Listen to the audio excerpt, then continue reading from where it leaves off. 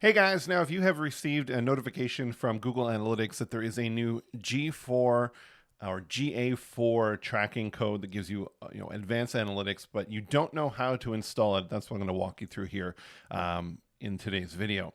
Now, I'm going to be installing it using Google Tag Manager. If you've not used Google Tag Manager, I will explain to you the point where you could just put the code on your website if your website is WordPress and you have a place to put that.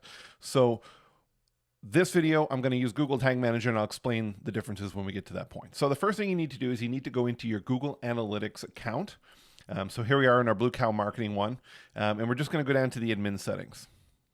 Then once we're in here, what we're going to look for is the tracking info section. And we're going to click on tracking code. Now it's going to come up, it's going to show us the existing tracking code that we had here, and this is how you confirm first that you don't have the GA4 one. You have this UA tracking code, okay? So once you see that, then all you need to do is just go over here to the GA4 Setup Assistant. So we're going to click on that, and we're going to click on Get Started. We're going to click Create Property. And then once that property is created, we're going to say, see your GA4 property. It's going to open up another tab for you. And here's where you can go and do the installation of it. Okay, so under the collection here where it says tag installation, just click the little arrow. It's going to pop up here, and there it is. There's the one that was just created. I'll click the arrow. And then down here under tagging instructions, this is where you can go ahead and click on this global site tag. Okay, now this is where, if you're not using Google Tag Manager, you would go here and you would get this code and have it installed on the header section of your website. Now, if you're using Google Tag Manager, which we are, we're going to make it a lot easier. So Google Tag Manager, in essence, is just one script that is loaded on your site. And then within Google Tag Manager, you can have other scripts and trackings fire. So it takes the load off of your website and puts it onto Google Tag Manager for firing all that stuff.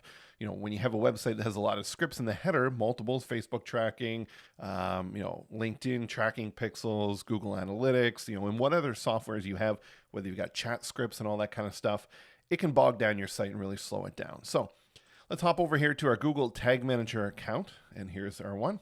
And what we're going to do is we're going to create a new tag. So keeping in mind that if you haven't used Google Tag Manager before, there is some setup that needs to be done when you create it, like putting the initial header scripts on your site. So in here, I can see that I've got my existing Universal Analytics script. I'm just going to go ahead and click on New. And Google's made it a lot easier because you can click on Tag Configuration, and there is a GA4 configuration option here. So we're going to click on that, and it's not asking for a script. It's just looking for the measurement ID right here.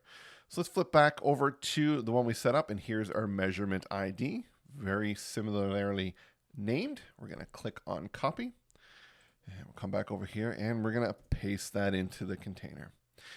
Now, in order for the tag to work, you do need to have a trigger. So in its very basic form, we click on Trigger. What we're going to do is we're going to choose All Pages, because you essentially want that tag to fire across your entire website.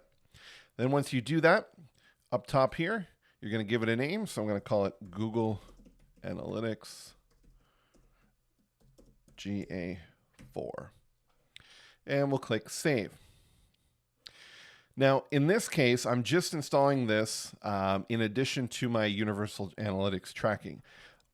I'm not 100% sure the tracking will be great, but in order to have that historic tracking, I'm going to keep this one on as well. Because the load's here in Google Tag Manager, I'm not too worried about it, so I'm going to run both of them at the exact same time.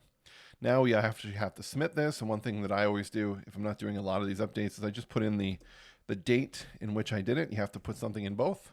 And the reason that this is here is because if you have multiple teams, members that are publishing stuff, you want to see a history of what the changes that are happening. So it's a great little audit trail. We'll publish that.